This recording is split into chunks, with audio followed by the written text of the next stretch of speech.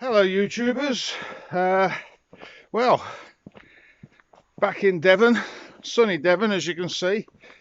It's a bit grey, a bit misty and very damp. Although the boats surprised me, the boats held up very well. So what we're doing today, well, until I get some work in, I've been doing a bit of paperwork. Now then, let's see, give you your bearings. Right, let's see then. If I take that, there is, just in the distance there is Jorro, my old boat, the wooden one. And just behind the moorings you can see the top half of Sovereign Bay.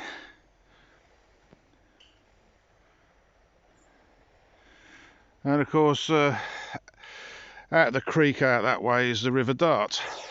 So yeah, I've come over to MDL's yard to see my mate Andy and see what he's up to, and hopefully we'll be able to show you the massive project that he's taken on. I'd be very stressed if I was him, but he seems to be managing it quite well. Some heavy work going on. Anyway, we'll go up and have a look.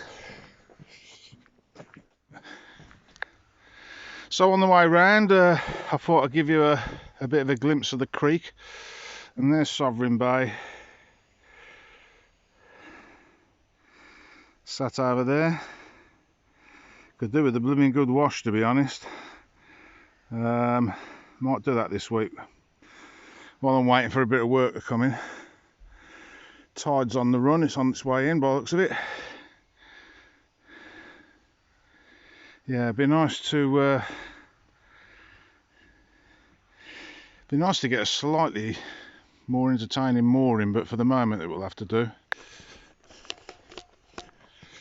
Yeah, if MDL had a mooring this side, I'd probably come over here. Let's just say things are wearing a little bit thin over there. Enough said about that for the moment. But of course, now I've got the place in Greece. Might be time to wind the UK operation down a bit, I think.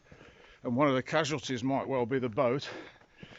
Not ready to get rid of it yet. It's a good UK base, but moving it somewhere much cheaper and a bit more convenient for flights might be on the cards. Anyway, we're in the what I call the toy shop now. That's where we're headed, where that poly tent is there. Yeah, look at that. But that's not why you're called. So let's go in and meet the gentleman concerned. So yeah. I think the yellow markings are where the surveyor said there was some planks needed replacing. I think they might have missed a few there. But yeah, big job. It was originally covered in concrete, apparently. So I'll let Andy explain, but he's been putting these new ribs in, ready for the new planking. So right, we're on the top now, looking down at Andy's work. I'll let him explain, because I'm just a labourer, I don't know what I'm talking about. So Andy, what have you been doing today? Rocking about. Well, I wouldn't tell the customer that, eh? Basically, I've been breaking out old rotten frames, templating them off. Here's a template, one of them. There you go. Oh, wrong way around. Oh yeah. It's something like that. Oh yeah, so you lay that on top of the piece of oak. That oak must be pretty heavy. Oh yeah. This piece here weighs about, I don't know, 15 kilo. Bloody hell. So not landing on your head. So some of these bigger frames here that you put in, like say for instance this one, I put my hand on top of it and my arms in the view so you can see how big it is. How did you not break your back putting that in? It's broken already. So will this be ready for the new season then, Andy? Will this be splashed in sort of April? Without word of a lie, no.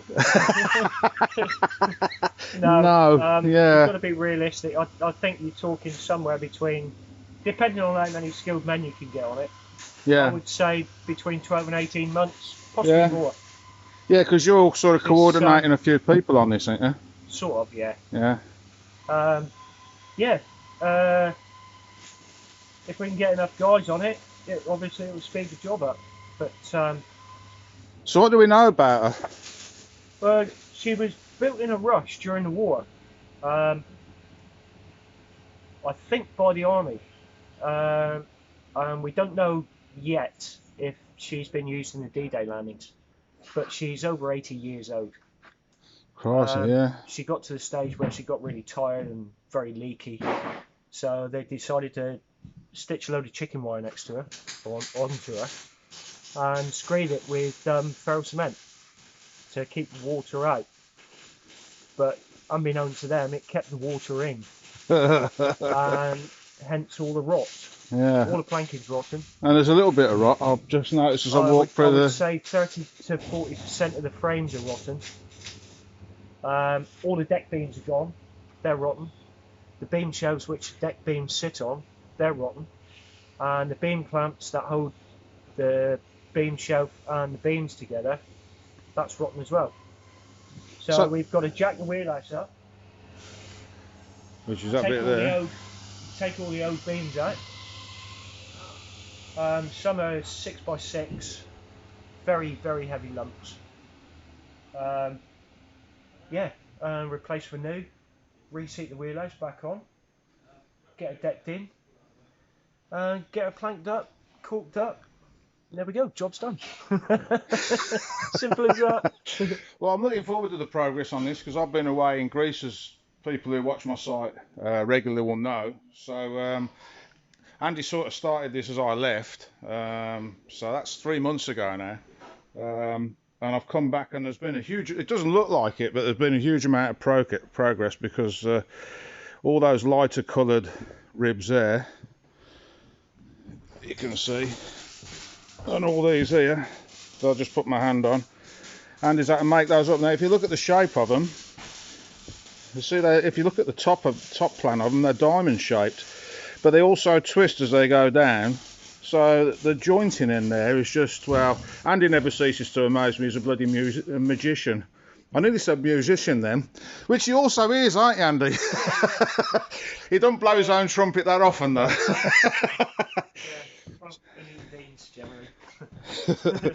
So yeah, it's a big job, and I'm very impressed so far.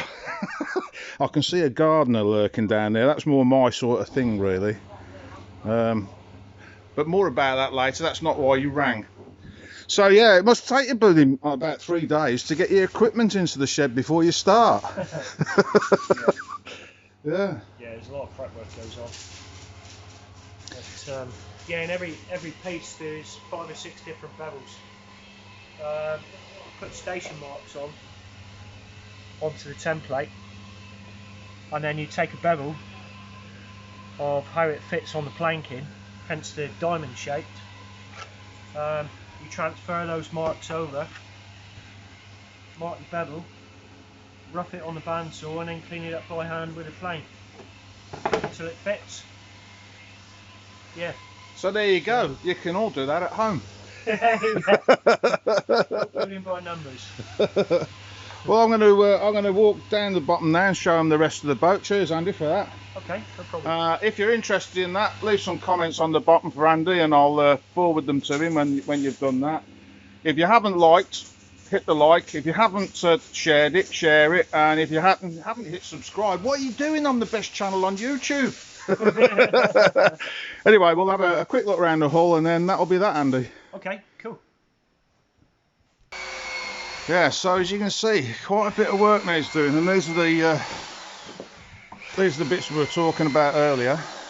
Looking from the bottom up. There's Andy's son working up the front here. Not quite sure what he's doing. Oh look, he's cutting out more bits of oak. Oh, alright. Yeah. So yeah, there's an interesting one for you, those people who are waiting for a bit of boat stuff. There it is. So stay tuned, I'll film some more of that for you. Thanks for watching, catch you guys later.